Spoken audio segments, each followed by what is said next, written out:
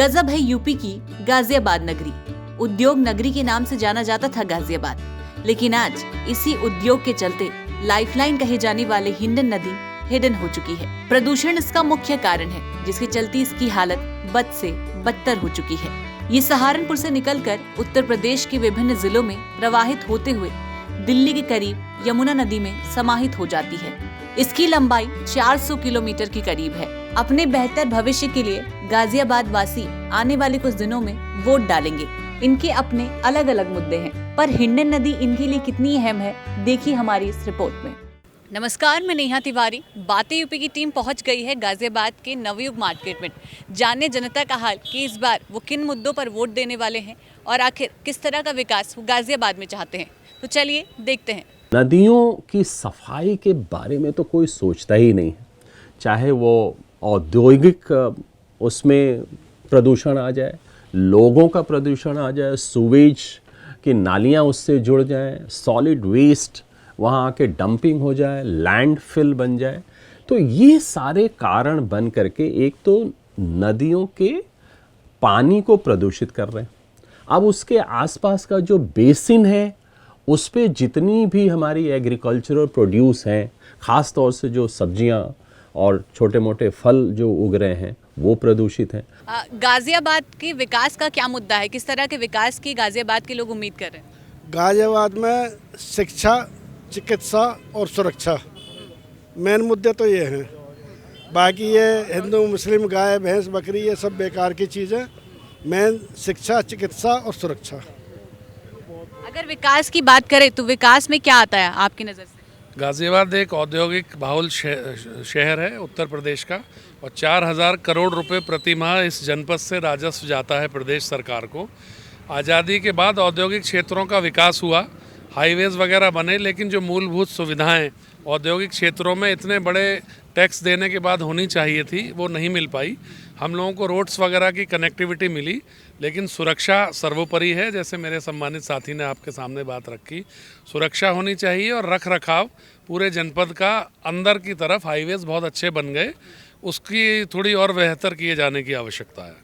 अच्छा, गाजियाबाद और नोएडा एक साथ आता था, लेकिन गाजियाबाद पीछे रह गया और नोएडा आगे निकल गया। इसकी वजह आप क्या मानते हैं? मैडम, नोएडा बाद में जब डेवलप हुआ, ये आज़ादी से पहले का शहर है, तो जो नए शहर बन रहे हैं वो थोड़ा प्लान बन रहे हैं। वहाँ पे चौराहे, सेक्टर्स वगैरह, सारी सर्विसेज, रोड वगैरह, कनेक्टिविटी बेहतर बन रही हैं।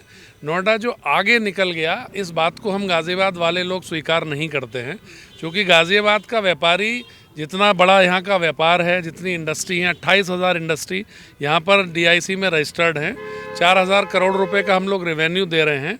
तो डेवलपमेंट यहाँ भी बहुत हुआ, आगे निकल गया, रेवेन्यू के लिहाज से नहीं निकला है। केवल एक नया शहर था, लोगों को थोड़ी साफ सुरक्षा, चौड़ी सड़कें मिली, उसी लिहाज से वो आगे निकला। अगर आप नोएडा के सेक्टर्स में घूमेंगे, हर तीसरे मकान में ताला लगा हुआ है। वहाँ जेन्युइन रेजिडेंट नहीं पहुँचे, वहाँ इन्वेस्टर ज़्यादा पहुँचे। नोएडा का विकास इतना नहीं हुआ। हमारे यहाँ भी अच्छी कॉलोनीज़ हैं, बहुत डेवलपमेंट यहाँ हुआ। गाज़ियाबाद कहीं भी नोएडा से पीछे नहीं है। विकास की लिस्ट में आप किन चीज़ों को शामिल करते हैं? एक तो इंडस्ट्री नई लगनी चाहिए, उन्हीं से रोजगार मिलेगा तो डेवलपमेंट अपने आप होगा। पानी को कितना अहमियत देते हैं आप विकास के? पानी का बहुत बड़ा है, क्योंकि सारे जो नाले हैं, ये सब सीवर वगैरह सारे चौक हैं, उस हिसाब से नया डेवलपमेंट नहीं हुआ जिस तरीके से होना चाहिए। क्योंकि पुराना शहर है, तो जो भी नया शहर बसेगा वहाँ गवर्नमेंट सब्सिडी देती है, नए प्लान लाती है, पुराने पे वो उतना ध्यान नहीं देते। हिंडन नदी के बारे में क्या कहेंगे? हिंडन नदी के बारे में क्या कहेंगे? अब वो हिडन हो चुकी है पूरी तरीके से। बिल्कुल, हिंडन नदी मेरा मानना ये है, जितना इंडस्ट्रियों का गंदा पानी है उसमें जा रहा है, सबसे पहले उसका विकास होना चाहिए। हिंडन नदी का पुल आज तक नहीं बना, वो ऐसे ही पड़ा हुआ है। तो क्या वो इस गाजियाबाद के लिए विकास का मुद्दा नहीं है? बिल्कुल है, क्यों नहीं है, वो तो सबसे बड़ा मुद्दा है। हिंडन नदी का विकास होना चाहिए, उससे साफ़ सफाई होनी चाहिए, उसमें पानी दोबारा आना चाहिए। उसका फ्लाईओवर जो ख़राब पड़ा है, कितने साल हो गए, मेरे ख्याल से 5-7 साल हैं।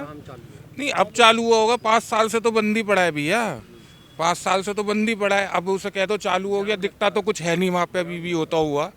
तो क्या इस बार गाजियाबाद के जो वासी हैं वो इस पर वोट देंगे कि हिंडन नदी पर भी साफ सफाई होनी चाहिए? देखो जी, मतदाता तो जो है बेवकूफ़ हो रहा है इस टाइम गाज़ियाबाद के क्या पूरे हिंदुस्तान का, क्योंकि जो भी समर्पित है या प्रतिबद्ध है वो जात से प्रतिबद्ध है या पार्टी से, व्यक्ति विशेष से कोई प्रतिबद्ध नहीं है। और जब आदमी किसी पार्टी से, किसी कुर्सी से या किसी जात से प्रतिबद्ध होता है तो वो सही निर्णय नहीं ले पाता। महाभारत में भी भीष्म पितामह जो थे वो कुर्सी से और सिंहासन से प्रतिबद्ध थे। अगर जो व्यक्ति से या उसके कार्य से प्रतिबद्ध होते तो ये महाभारत नहीं होता, कौरव पांडवों में युद्ध नहीं होता। इस बार जवाब देने वाला है जनता अपने वोट से। विकास की लिस्ट में क्या रखते हैं, किन चीज़ों को रखते हैं आप? देखिए, नगर निगम को जिस तरह से काम करना चाहिए था गाज़ियाबाद में, उस तरह से काम नहीं हुआ है। और जहाँ तक भाई साहब ने कहा कि ये सब दुकानें लगाई गई हैं, ये सब चीज़ें नहीं होनी चाहिए। पार्किंग की बहुत बड़ी प्रॉब्लम है, पुराने शहर को कुछ चेंज नहीं किया है, प्लास्टिक बैन की गई उसके बावजूद मिलती है, नालियाँ रुकती हैं, सफाई कर्मचारियों का आई थिंक शायद अभाव है। अच्छा, बीती सरकार की तुलना में अगर हम इस सरकार की बात करें तो व्यापारियों के व्यापार में कितना बदलाव आया है? देखिए, व्यापार तो सबके अपने अपने अलग तरीके से चल रहे हैं, लेकिन हाँ, देखा जाए व्यक्तिगत तौर पे कुछ पुलिसिंग अच्छी हुई है और जो दबाव था अपराधियों पर वो और बढ़ा है, कम हुआ है अपराध, लॉ एंड ऑर्डर बेटर हुआ है। कुछ चेंज। अपराध अपनी तरफ से देखा जाए तो कम हुआ है। जो ये सरकार आई है, इस सरकार के कार्यकाल के दौरान कहीं दंगा नहीं हुआ, कहीं गाज़ियाबाद जनपद में जो आए दिन डकैती और फिरौती और किडनैपिंग होती थी, इस कार्यकाल के दौरान व्यापारी सुरक्षित है, दुकान पर बैठा है। कोई लूटपाट यदि कोई दिखाता भी है ना गुंडई, तो विद इन 15 मिनट उसकी अरेस्टिंग होती है और पुलिस उसे कंट्रोल करती है। लॉ एंड ऑर्डर मेंटेन है। लॉ एंड ऑर्डर बहुत अच्छा है। पिछले 5 वर्ष में सभी व्यापारी उद्योगपति अपने आप को सुरक्षित महसूस करते हैं। कोई रंगदारी फिरौती किसी प्रकार की घटना सामने नहीं आई। ये अच्छी स्वागत योग्य कदम है। प्लस 24 घंटे बिजली है, अच्छा माहौल है, इंडस्ट्री को, व्यापार को बिजली मिलती है। जनरेटर पहले हर दुकान के बाहर चलता था, पूरे शहर में शोर होता था, वो सब बंद है। किसी भी दुकान के बाहर हमको नहीं लगता कोई जनरेटर पिछले 5 वर्ष में किसी ने खरीदा हो या बचा हो, सब स्क्रैप हो चुके हैं। ये दोनों मुद्दे बहुत अच्छे। सबसे बड़ी बहन जी सुरक्षा की बात यह है कि पहले सरकार में बहन बेटी सुरक्षित नहीं थी। रात को 8 बजे के बाद यहाँ पार्क में कोई घूमने नहीं जा सकती थी। और आपने भी इतिहास उठा के देखा होगा, न्यूज़पेपर पढ़े होंगे, कोई महीना ऐसा नहीं जाता होगा कि उत्तर प्रदेश में किसी बहन बेटी पे तेजाब ना फेंका गया हो या उसके साथ बदतमीजी ना हुई हो। लेकिन इस टाइम कोई ऐसी घटना नहीं होती। रात को 12 बजे भी लड़कियां सड़कों पर आराम से घूमती हैं, कोई किसी प्रकार की छेड़खानी होती नहीं है। ठीक है, आपने कहा जनता जागरूक हो चुकी है, तो जनता इस बार किन मुद्दों पर वोट देने वाली है? मुद्दे तो सभी हैं, ठीक हैं। अच्छा, अगर मैं बीजेपी, सपा, इन सब चीज़ों को हटा के अगर जो आपके विधायक हैं जो हैं उनके लिए अगर मैं बात करूं कि उनके नाम पर कितना नंबर देंगे आप 10 में से उनको? 10 में से 8 दे देंगे। 8 नंबर। 8 नंबर मतलब बढ़िया काम किया है उन्होंने। बहुत बढ़िया, पिछली सरकारों से अच्छा किया, बहुत अच्छा काम किया। और आपके आने भी योगी सरकार ही है। अच्छा, इसे रोक नहीं सकता कोई। सब तो विरोध कर रहे हैं उनका। मैं विरोध नहीं कर रहा, मैं तो चाहता हूँ कि योगी सरकार ही आए और आएगी भी, चैलेंज करके। क्यों, आपको क्यों वो इतना पसंद है? सब चीज़ सुरक्षित है। इतनी सारी चीजें तो बता दी सबने। हाँ, तो ये ठीक बताइए इन्होंने, मैं इनका समर्थन करता हूँ। मतलब आप बीजेपी के विरुद्ध हो गए अभी? ना, बीजेपी के विरुद्ध नहीं हुआ मैं। इन लोगों ने तो वही बताया ना, बीजेपी के विरुद्ध वाली बातें कि ये चीजें नहीं हुई हैं। मैं बीजेपी के पक्ष में हूँ, चाहे कैसे भी। कैसे भी। हिंडन नदी इस बार कितना बड़ा मुद्दा है? हिंडन नदी तो आज से नहीं है, 50 साल से मुद्दा है। लाइफलाइन कही जाती है वो यहाँ के लिए, उत्तर प्रदेश के लिए वो कही जाती है, लेकिन कोई किसी भी गवर्नमेंट ने इस पे आज तक ध्यान नहीं दिया है। तो क्या जनता इस बार जागरूक है? क्या इन मुद्दों पर वोट देने वाली है वो? नहीं, खाली एक हिंडन नदी मुद्दा थोड़ी है। हिंडन नदी इतनी सारी चीजें तो सबने बताई कि ये मुद्दा है ना। हिंडन नदी देखिए, सुनिए, हिंडन नदी एक खाली इसी के ऊपर आप किसी को वोट देने के लिए आप, मैं नहीं समझता इस बात के ऊपर आप वोट देंगे। हिंडन नदी बहुत मुद्दे होते हैं, क्या एक ही मुद्दा है? आप मुझे वो मुद्दे बताइए जिन पर आप वोट देने वाले हैं। देखिए, सबसे पहली बात है, बीजेपी की गवर्नमेंट में आम आदमी सुरक्षित है।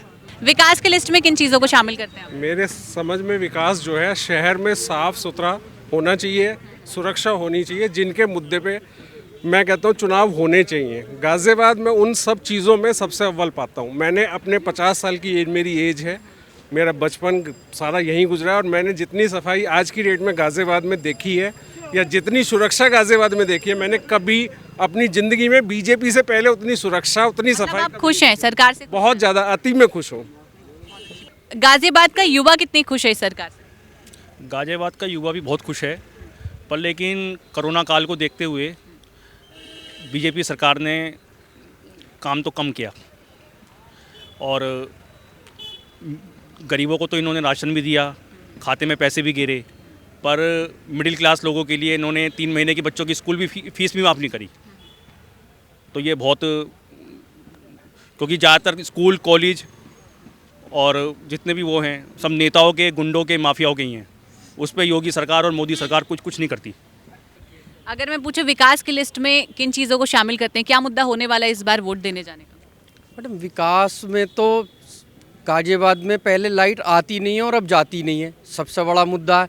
अगर हमारी गाज़ियाबाद में, जैसा कि हमारे भाई साहब ने बताया था, इतनी इंडस्ट्री हैं, अगर लाइट नहीं आएगी तो वो कहाँ से चलेगी। गाज़ियाबाद के लोग त्राही त्राही कर जाते थे गर्मियों में, लाइट आती ही नहीं थी और अब जाती नहीं है। सबसे बड़ा विकास में योगदान है। और उसके अलावा गाज़ियाबाद में भी मेट्रो, डोमेस्टिक हवाई अड्डा और काफ़ी विकास हुआ है। विकास तो चल रहा है। कितने नंबर देंगे सरकार को 10 में से? 10 में से 11 देंगे।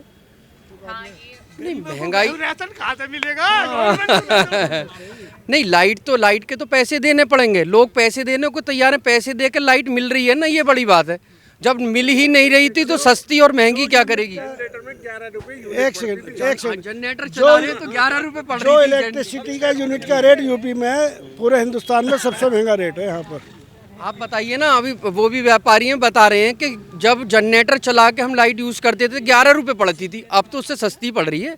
तब भी हम लाइट का विकल्प ढूंढते थे, इन्वर्टर लगाते थे, जनरेटर लगाते थे और 11 पड़े या 15 पड़े फिर भी हम लाइट को कंज्यूम अपना खर्च करने के लिए कुछ भी करते थे। अब तो पहले से सस्ती तब भी पड़ रही है। और हम अगर कोई अपना काम करते हैं तो हम लाइट का खर्चा और सभी चीज़ों का टैक्स का खर्चा जोड़ के तभी हम अपने सामान को आगे बेचते हैं। लेकिन जब से इन्होंने प्राइवेट सेक्टर में दी है लाइट, पहले बिजली चोरी जो होती थी वो 35% होती थी, अब बिजली चोरी महज 5% रह गई है। 30% की तो वो बचत हुई और उसके बावजूद भी जो इन्होंने रेट बढ़ा दिए, तो ये चीज़ थोड़ा सा गलत है। बिजली का उपभोग जो करता है वो गरीब आदमी ज़्यादा करता है। पैसे वाला तो इन्वर्टर भी लगा लेगा और सोलर लाइट भी ले लेगा, जनरेटर भी लगा लेगा। लेकिन जो मिडिल क्लास है और जो लोअर क्लास है, उसका अगर जो मकान का बिजली का बिल 3,000-4,000 रुपये का आएगा तो उसके लिए बड़ी दिक्कत वाली बात हो जाएगी, जो हल्का बजट है जिसका। तो जो चीज़ गलत है उसे गलत मानो, जो सही है इसमें इन्होंने कहीं ना कहीं कुछ ना कुछ गलत करा है। इसका संशोधन होना बहुत ज़रूरी है। ये आप व्यापारी हो, व्यापारी होने के नाते भी आप प्रस्ताव लिख के मुख्यमंत्री जी को भेज सकते हो। आपके प्रस्ताव पे विचार भी होगा और हो सकता है कुछ कम भी हो जाए लाइट। बहुत अच्छी बात है। अगर मैं आपसे कहूँ हिंडन नदी कितना अहम है आपके लिए, इस बार वोट डालने जाएंगे तो उसको कितना इम्पोर्टेंट? हिंडन नदी बहुत अहम है और हमारे गाज़ियाबाद के लिए बहुत अहम है। पानी तो हमारे लिए आज के समय में हमारी ज़रूरत है, आने वाले समय के लिए भी अगर हम पानी को बचा के चलेंगे ज़रूरत है। हो रहा क्या है कि हिंडन नदी में पिछले दिनों में जितनी फैक्ट्रियाँ और सबका पानी हिंडन नदी में डल रहा है, उसकी वजह से वो पोल्यूशन हुआ है। अब होता क्या है, सरकार अपनी तरफ से अगर एक्शन लेती है, फैक्ट्रियों पे लोग एक्शन करने जाते हैं, तब भी सरकार को बुराई मिलती है कि जी आप अपनी फैक्ट्रियों पे छापा डाल रहे हैं, हमें काम नहीं करने दे रहे। इसके लिए तो हम लोगों को खुद ही जागरूक होना पड़ेगा। गाज़ियाबाद में जितनी फैक्ट्रियाँ हैं, अगर हम लोग चाहें हमें हिंडन को बचाना है तो पहले हमें पहल करनी पड़ेगी। उसमें हमें अपनी फैक्ट्रियों का पॉल्यूशन पानी गिरना बंद करना पड़ेगा। सरकार तो उसके लिए बजट दे ही रही है, परंतु हम लोगों को भी सोचना पड़ेगा। अगर हमारे शहर में हिंडन है, अगर उसको हमें बचाना है तो हमें पहल करनी पड़ेगी। मैडम, ये जो हिंडन नदी है हरनंदी नदी के नाम से जानी जाती है और आज से 15-20 साल पहले शहर की आधी आबादी वहाँ स्नान करने के लिए, नहाने के लिए जाती थी। और 25 साल पहले, क्योंकि शहर में प्रॉपर पानी की व्यवस्था नहीं थी, किसी के यहाँ अगर जो ब्याह शादी होती थी तो बैलगाड़ी पर, ठेलों पर वहाँ से ड्रामों में पानी भर के और उस पानी का इस्तेमाल होता था। लेकिन प्रदूषण फैक्ट्री से इतना नहीं फैला। शहर का जितना भी गंदे नाले का पानी है, सीवर का, वो सारा नदी में डाला जाता है और जाड़ों में वहाँ कम से कम कई मीटर नहीं किलोमीटर तक उसके झागों के और उसके बादल बनते हैं।